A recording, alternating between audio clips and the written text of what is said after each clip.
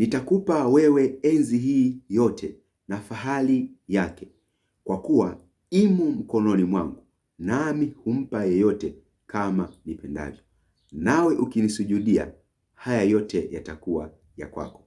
Mpendwa, karibu katika siku ya 19 kati ya siku 26 za kujenga daraja kati ya Agano la Kale na Agano Jipya. Mpendwa, daraja letu akiwa ni Kristo mwenyewe. Kwa nini? Kwa ajili ya mafundisho yake, mafunzo yake yote ambayo Kristo Yesu alikuwa akiyatoa. Tunatumia hayo ishara, tunatumia hizo maajabu, tunatumia hayo na maisha yote ya Kristo aliyoishi, tunatumia hayo kujenga daraja kati ya Agano la Kale na Agano Jipya. Mpendwa katika Bwana, na siku ya leo ikiwa ni siku ya 19, tunaenda kuangalia juu ya fundisho ambalo Yesu Kristo alikutana nalo kwa habari ya mali za dunia, alafu na fahari ya dunia ikiwa iko mkononi mwa Shetani. Je, jambo hili la hii fahari na mali ya dunia kuwa mkononi mwa Shetani ilikuwaje na nini ambacho kinatokea? Je, bado fahari iko mkononi mwa Shetani? Mpendwa, tunakwenda kujifunza jambo hili kwa kutumia kitabu cha Luka ile sura ya 4 kuanzia ule mstari wa 5 na kuendelea mpaka pale mstari wa 9. Hapa Yesu Kristo alipokuwa amefunga, Shetani akiwa mjaribu, akatumia jaribu la chakula, tushajifunza somo hilo, lakini sasa anatumia jaribu la mali na fahari yote. Alafu jambo kuu anasema hivi, kwa kuwa enzi yote na mamlaka iko mikononi mwake, naye anampa anayetaka. Sasa tunataka tuangalie, je, jambo hili likoje? Jambo hili limekaa vipi? Anasema kwamba katika Luka 4 mstari wa 5, akampandisha juu, akamwonyesha milki zote za ulimwengu kwa dakika moja. Shetani anampandisha Yesu Kristo juu ya kilima, alafu anamuonyesha milki zote za ulimwengu ndani ya dakika moja. Mpendwa, hii jambo huwa lilikuwa linatokea mara nyingi sana. Ndivyo Shetani huwa anafanya kwa watu wengi. Unaweza ukawa hufikiri jambo fulani, ukashangaa inakuja ile hali ya kufikiri jambo, kutamani kwa dakika moja, lakini Kristo Yesu kwa kuwa alishinda, nawe unashinda. Anasema hivi mstari wa 6, Ibilisi akamwambia, nitakupa wewe enzi hii yote na fahari yake, kwa kuwa imo mikononi mwangu, nami humpa yeyote kama nipendavyo. Ibilisi anasema hivyo, nitakupa wewe enzi yote hii na mamlaka yote, kwa kuwa imo mikononi mwangu, nami nampa yeyote kama nipendavyo. Mstari wa 7, basi wewe ukisujudu mbele yangu, yote yatakuwa yako. Yesu anajibu nini? Mstari wa 8, Yesu akajibu akamwambia, imeandikwa, msujudie Bwana Mungu wako, umwabudu yeye peke yake. Anajibu kwamba imeandikwa kwamba msujudie Bwana Mungu wako na umwabudu yeye peke yako. Kwa nini? Kwa sababu yeye pekee Mungu ndiye ameshinda. Yeye pekee Mungu ni omnipotent God, ni Mungu mwenye nguvu. Kwa hivyo hapa Shetani anatumia fakti kabisa kumquestion au kumjaribu Yesu Kristo kwa habari ya yeye kumsujudu Mungu, kwa kuwa mali ziko mikononi mwake. Je, mali iko mkononi mwa Shetani at this time? Ndiyo, ni kweli kabisa. Mali ilikuwa mikononi mwa Shetani kwa wakati ule, kabla Yesu Kristo ajaja, kabla Yesu Kristo ajashuka, kabla Yesu Kristo ajafa, ilikuwa mikononi mwa Shetani. Jambo hili nataka tukajifunze kwa upana, lakini mali hiyo imekwisha kuchukuliwa. Mamlaka ya ardhi yamekwisha kuchukuliwa. Baada ya Yesu Kristo kufa msalabani, yote yalikwisha, na jambo ambalo lilikwisha, lakini pia na hii enzi na mamlaka, enzi yote na mamlaka, all power and the glory of the land, na mambo yote ya dunia hii yalichukuliwa katika Kristo Yesu. Mpendwa katika Bwana, twende tukajifunze jambo hili kwa kutumia kitabu cha Yeremia 32 kuanzia mstari wa kwanza pale mpaka wa 44. Tutasoma mistari kwa kadri ya neema Mungu ambavyo atatujalia, ambao tukisoma hiyo tutaisoma ili kujenga msingi. Mpendwa, kwanza, vitu vyote viliumbwa na Mungu. Kwa hiyo vitu vyote viko under authority of God, viko chini ya mamlaka ya kiungu, lakini mwanadamu akapoteza mamlaka ya utawala katika ardhi baada ya kuanguka pale bustani ya Edeni kwenye ile Mwanzo 3. Mpendwa, kwenye Mwanzo 1:28 Mungu anampatia mwanadamu kutawala na kuilima ardhi na kuistawisha na kuitunza nchi. Mwanadamu alikuwa na authority.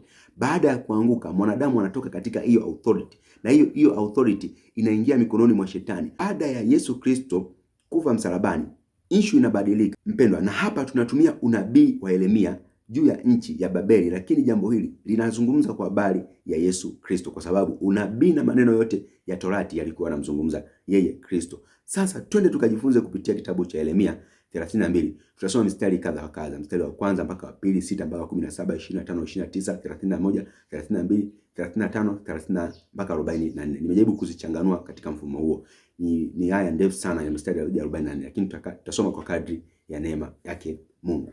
Anasema hivi mstari wa kwanza. Neno hili ndilo lililomjia Yeremia kutoka kwa Bwana katika mwaka wa 10 wa Sedekia mfalme wa Yuda, nao ulikuwa mwaka wa 18 wa Nebukadreza. 2. Basi wakati huo jeshi la mfalme wa Babeli lilizunguka Yerusalemu, na Yeremia nabii alikuwa amefungwa ndani ya uwanda wa walinzi uliokuwa katika nyumba ya mfalme wa Yuda. Hapa tunamwona Yeremia kipindi cha mfalme Sedekia, na hapa jeshi la mfalme wa Babeli limezunguka, wanataka kuteka hii Yerusalemu, wanataka kuteka Yuda. Mstari wa 6 anasema hivi. Yeremia akasema, neno la Bwana limenijia kusema, tazama, Hanameli mwana wa Shalumu mjomba wako atakujia akisema, jinunulie shamba langu lililoko Anathothi, maana haki ya ukombozi ni yako, ulinunue. Tunaona hapa neno la Bwana linamjia nabii Yeremia na kumwambia kwamba atakuja mjomba wako Hanameli mwana wa Shalumu, atakwambia kwamba kaninunulie shamba langu ambalo liko Anathothi, ambapo haki ya ukombozi ni yako, ulinunue. Mstari wa 8 unabii unatimia. Basi Hanameli mwana wa mjomba wangu akanijia ndani ya uwanda wa walinzi sawasawa na lile neno la Bwana, akaniambia, tafadhali uninunulie shamba langu lililoko Anathothi katika nchi ya Benyamini, maana haki ya urithi ni yako na haki ya ukombozi ni yako, ujinunulie. Ndipo nikajua kama neno hili ni neno la Bwana. Baada ya huo nabii kutimia, ndipo Yeremia akajua kwamba hili ni neno la Bwana. Akasema ujinunulie, maana haki ya urithi ni ya Yeremia na haki ya ukombozi ni ya Yeremia. Mpendwa, kwa makini sana hivi vitu, haki ya urithi na haki ya ukombozi ipo katika yeye. Kwa sababu gani? Kwa sababu huyu ni mjomba wake nani? Na huyo Hanameli, Yeremia. Sasa Yeremia ni mjomba wake na Hanameli. Mstari wa 9 anasema, basi nikalinunua shamba lile liloko Anathothi kwa Hanameli mwana wa mjomba wangu, nikampimia fedha yake shekeli 17 za fedha 10. Nami nikaitia sahihi ile hati na kupiga muhuri, nikawaita mashahidi, nikampimia ile fedha katika mizani. 11. Nikaitoa ile hati ya kununua ile iliyopigwa muhuri kama ilivyo sheria na ada, na ile nayo iliyokuwa wazi. Hapa Yeremia ananunua shamba kwa Hanameli, anawaita mashahidi, analipa shekeli za fedha 17, na kulikuwa na ada na sheria kwa habari ya ununuzi, ambapo ile hati yenye muhuri anakuwa nayo yeye Yeremia, anakuwa nayo yeye aliye mnunuzi, na ile hati ambayo iko wazi. Kuna hati mbili zinatengenezwa, hati ambayo iko sealed au ina muhuri, na hati nyingine ambayo inakuwa iko wazi. Anasema hivi, na ile hati ya kununua nikampa Bukuru mwana wa Neria mwana wa Maseya mbele ya uso wa Hanameli mwana wa mjomba wangu, na mbele ya mashahidi ya wale walioitia sahihi hati ya kununua, mbele ya Wayahudi wote walioketi katika uwanda wa walinzi. 13. Nami nikamwagiza Bukuru mbele yao, nikasema, Bwana wa majeshi, Mungu wa Israeli asema hivi, twaa hati hii ya kununua, hati hii iliyopigwa muhuri na hii iliyo wazi pia, ukazitie katika chombo cha udongo, zipate kukaa huko siku nyingi. Mstari wa 15.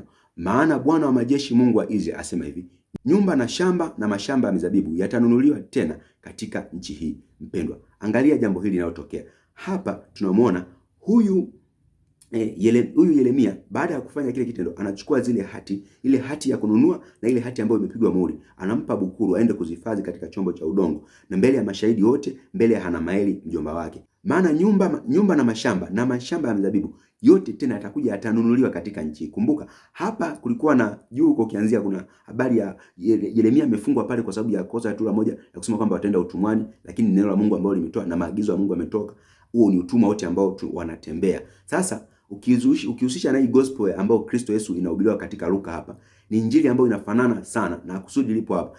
Tukumbuke utumwa wa dhambi unasababisha waende Babeli, waende kwenye mateso, waende kwenye utumwa. Utumwa wa dhambi unatufanya sisi tuitumikie shetani awe na mamlaka juu ya ardhi, ambaye mfalme wa Babeli anakuwa na mamlaka juu ya ardhi. Kumbuka neno la unabii linaongea in and out, yani ndani na nje, na maneno yote ya unabii yanamzungumza Kristo Yesu. Mpendwa, sasa shetani akiwa na hiyo mamlaka ya ardhi, sasa anasema hivi, kuna wakati ambapo hiyo ardhi itakuja kununuliwa katika hati gani? Katika hati ya kununua, lakini na hati ambayo iko sealed. Mstari wa 16 anasema hivi, hata nikisha kumpa Bukuru mwana wa Neria hati ile ya kununua, nilimuomba Bwana nikasema, Bwana Mungu, tazama wewe umeziumba mbingu na nchi kwa uweza wako mkuu, kwa mkono wako ulionyoshwa, hapana neno lililo gumu usiloliweza.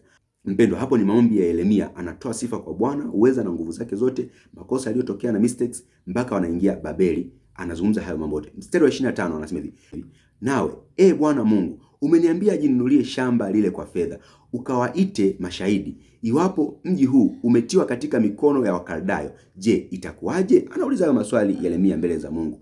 Ndipo neno la Bwana likamjia Yeremia kusema, tazama, mimi ni Bwana Mungu wa wote wenye mwili. Je, kuna neno gumu lolote nisiloliweza? 28 anasema, Bwana asema hivi, tazama, nitautia mji huu katika mikono ya Wakaldayo na katika mikono ya Nebukadreza mfalme wa Babeli, naye atautwaa, naye itakuwa ni milki yake, naye atakuwa anamiliki yote, atakuwa yako mkononi mwake, maana yote yamewekwa mkononi mwake, kama shetani alivyomwambia Yesu katika Luka 4 mstari wa 6, yote atakuwa mikononi mwake. Anasema hivi mstari wa 29, na Wakaldayo wanaopigana na mji huu watakuja na kuutia moto mji huu na kuteketeza pamoja na nyumba zake, pamoja na ambazo juu ya dari zake wamezifukiza Baali uvumba na kuwamiminia miungu mingine vinywaji na kunikasirisha. Anasema watakuja watu, watakuwa na mamlaka na uwezo. Anasema ni mimi humpa yote ambaye ni mtakaye. Ni kama hivi. Mstari wa 31 anasema hivi, kwa kuwa mji huu umekuwa sababu ya kunitia hasira na sababu ya ghadhabu yangu tangu siku ile walipoujenga hata siku hii ya leo, ili niondoe usiwe mbele ya uso wangu. 32, kwa sababu ya mabaya yote wana wa Israeli na wana wa Yuda waliyotenda ili kunitia hasira yao, wafalme wao na wakuu wao na wakuhani wao na manabii wao na watu wa Yuda na wenyeji wa Yerusalemu. 35, tena walijenga mahali palipoinuka kwa bahari, palipo katika bonde la wana wa Hinomu, ili kuwapitisha watoto wao na binti zao katika moto kwa ajili ya Moleki, jambo nisiloagiza wala halikuingia moyoni mwangu kwamba walitende chukizo hilo wapate kumkosesha Yuda. 36, basi sasa Bwana Mungu wa Israeli asema hivi katika habari za mji huu ambao ninyi mnasema juu yake maneno haya, umetiwa katika mikono ya mfalme wa Babeli kwa upanga na kwa njaa na kwa tauni. Anasema huu mji umetiwa katika mkono wa mfalme wa Babeli, yote yametiwa mkononi yako, mkononi mwangu, chini ya uwezo wa shetani. Anazungumza hata kule katika ile Luka 4 mstari wa 6. Mstari wa 37 anasema katika Yeremia 32, tazama, nitawakusanya na kuwatoa katika nchi zote nilizowafukuza katika hasira yangu na katika uchungu wangu na katika ghadhabu yangu nyingi, nami nitawaleta tena hata mahali hapa, nami nitawakalisha salama salimini. 38, nao watakuwa watu wangu, nami nitakuwa Mungu wao. Mungu anaanza kutengeneza agano jipya, anaanza kufanya kitu kipya. Anasema hivi, nami nitawapa moyo mmoja na nia moja, wapate kunicha siku zote kwa mema yao, watoto wao baada yao. Mpendwa, tazama hapa Mungu anatia nia moja na roho moja juu ya watu wote. Anasema nitakuja kuwakusanya tena, nitaondoa tena katika ule mkono ambao ulikuwa umeshika, yote aliyokuwa mkononi mwake nitayatoa, bali yote yatakuwa katika utukufu wa kiungu. Mstari wa 40 anasema hivi, nami nitafanya agano la milele pamoja nao. Agano, the everlasting covenant, ni agano ambalo halina ukomo, agano la milele pamoja nao, kwamba sitageuka wala kuacha, ili niwatendee mema, nami nitatia kichwa changu moyoni mwao ili wasiniache. Mpendwa, what a breathing we have in God, what a breathing we have in Jesus. Anasema atatia kichwa chake, ule uchaji wake atautia ndani yetu, nasi tutaanza kumcha Mungu katika uchaji wa utakatifu ambao unatoka ndani yetu, ambao umetoka kwa Mungu, ili tusimwache Mungu, ili to bond forever with God. That's Jesus. Hiyo ndio maana Yesu Kristo kuja kwetu.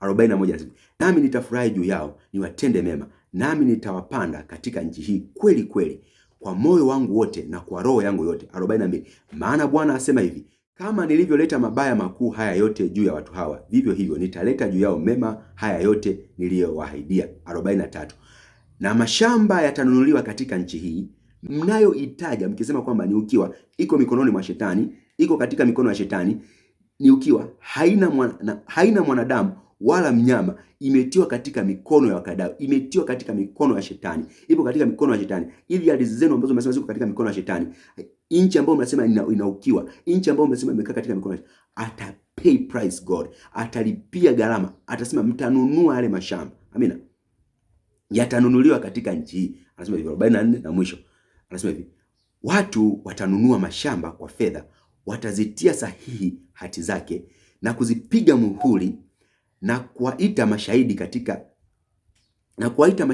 nchi ya Benjamini na katika mahali palipo pande zote ya Yerusalemu na katika miji ya Yuda na katika miji ya nchi yenye vilima na katika miji ya nchi tambarare na katika miji ya Negebu, kwa maana nitawarudisha wafungwa wao, asema Bwana. Amesema tutanunua kwa fedha, zitapigwa mihuri, zitapigwa mihuri hizi nchi, zitatiwa sahihi zile sahihi. Watakuja wale watu, mashahidi watakuja kushuhudia kwamba hawa watu ni watu wa Mungu, hawa watu wamekombolewa kwa Mungu. Mpendwa katika Bwana, ndio jambo ambalo lipo. mahali hapa. Shetani hii mamlaka hana. Tumwamini Mungu tu, tumsujudie Mungu tu. Shetani hana mamlaka katika ardhi baada ya Yesu Kristo kuja. Kwa nini hana mamlaka katika ardhi baada ya Yesu Kristo kuja? Huu nabii huu, nenda kaangalia katika kitabu cha Ufunuo wa Yohana 5 kuanzia mstari wa kwanza mpaka wa 13. Mpendwa, huu nabii unatokea na unafanyika katika namna hii, katika ukombozi. Kumbuka anasema Ibilisi katika ile Luka 4 mstari wa 6 kwamba enzi na mamlaka yote, nguvu na utawala na glory. Kusoma Biblia ya Kiingereza inasema hivi, the power and glory ipo katika mikono yangu. Sasa angalia, Yesu Kristo anakuja kuchukua power and glory from the hand of the devil. Amina, anakuja anachukua kule. Anasema hivi mstari ule wa kwanza kwenye Ufunuo wa Yohana 5. Kisha nikaona katika mkono wa kuume wake yeye aliyeketi juu ya kile kiti cha enzi kitabu kilichoandikwa ndani na nyuma, kimetiwa muhuri 7. 2. Nikaona malaika mwenye nguvu akihubiri kwa sauti kuu akisema, manake wa malaika, ni nani astahili kukifungua kitabu na kuzivunja muhuri zake? Anaona Yohana katika Patmos kwamba katika mkono wake wa kuume aliyeketi katika kiti cha enzi, na kile kitabu, anaona kitabu kimeandikwa ndani na nje, 2 copies, kumbuka katika Yeremia, na kinapigwa mihuri yake 7. Anasema kisha akasikia malaika anasema kwamba ni nani astahili kukifungua hichi kitabu na kuzivunja mihuri zake 7. Anasema hivi mstari wa 3, wala pakuwa na mtu mbinguni wala juu ya nchi wala chini ya nchi aliyeweza kukifungua hicho kitabu wala kukitizama. 2. Nami nikalia sana kwa kuwa hapakuonekana mtu astahiliye kukifungua hicho kitabu wala kukitazama. Anasema hivi, na mmoja wao wale wazee akaniambia, usilie, tazama simba aliye wa kabila ya Yuda, Jesus Christ, amen, huyo ni Yesu, shina la Daudi, ndiyo yeye ameshinda. Yeye ameshashinda kwa kufa kwake msalabani. Ameshinda Yesu, amina, ameshinda apate kukifungua kile kitabu na zile mihuri zake 7. 6. Anasema hivi, nikaona katika kile kiti cha enzi wale wenye uhai 4, na katika wale wazee mwana kondoo amesimama, akiwa kana kwamba amechinjwa tayari, manake ameshakufa msalabani, yote yamekwisha. Amina. Anasema hivi, mwenye pembe 7 na macho 7, ambazo ni roho 7 za Mungu. Katika Isaya 11 utaenda kuzisoma, zipo kule, zilizotumwa katika dunia yote. Hizo roho 7 za Mungu katika dunia yote, roho ya hekima, roho ya ufahamu, kujua tu mpendwa kwamba nimekombolewa, umekombolewa, kufahamu, kuwa na nguvu, kwamba umepata nguvu katika Kristo. 7 anasema hivi, akaja akakitoa kile kitabu, huyo mwana kondoo akakitoa hicho kitabu katika mkono wake wa kuume, yeye aliyeketi juu ya kile kiti cha enzi. 8 anasema hivi, hata alipokitoa kile kitabu, hao wenye uhai 4 na wale wazee 24 wakaanguka mbele ya mwanakondoo, kila mmoja wao na kinubi na vitasa vya dhahabu vilivyojaa manukato, ambayo ni maombi ya watakatifu. Mpendo, anasemaje? Nao waimba wimbo mpya, si wimbo wa zamani, wimbo mpya, wimbo mpya, kwa sababu amestahili yeye kununua, amestahili yeye kukitoa hicho kitabu. Waimba wimbo mpya wakisema, wastahili wewe kukitoa hicho kitabu na kuzifungua muhuri zake, kwa kuwa ulichinjwa ukanunua. Kumbuka the book of Jeremiah, kitabu cha Yeremia 32 pale. Yeremia yeye ndio aliyestahili, ndio mwenye haki ya kununua. Ikabidi aende kununua haki kwa Namaeli, lile shamba. Anastahili kununua, amestahili kumnunulia Mungu. Ulichinjwa ukamnunulia Mungu kwa damu yako watu wa kila kabila na lugha na jamaa na taifa 10. Ukawafanya kuwa wafalme na makuhani kwa Mungu wetu, nao wanamiliki juu ya nchi, nao tunamiliki juu ya nchi. Anasema hivi, nikaona nikasikia sauti za malaika wengi pande zote za kile kiti cha enzi na wale wenye uhai na wale wazee, na hesabu yao ilikuwa 10,000 mara 10,000 mara 1000 mara 1000. 12 anasema hivi, wakisema kwa sauti kuu, astahili mwana kondoo aliyechinjwa kupokea uweza. Oh my God, mpendwa, kupokea uweza na utajiri na hekima na nguvu na heshima na utukufu na baraka. Amestahili Yesu Kristo, yeye ndio mwana kondoo aliyestahili kupokea utajiri, heshima, uweza na baraka zote. Mpendwa, kumbuka katika Luka 4 mstari wa 6, shetani yeye ndiye aliyekuwa anasema haya yote yako mikononi mwangu, manake uweza na nguvu na ule utukufu uko mikononi mwake katika juu ya nchi, nami nampa ninavyotaka. Lakini hapa Yesu Kristo ananunua watu.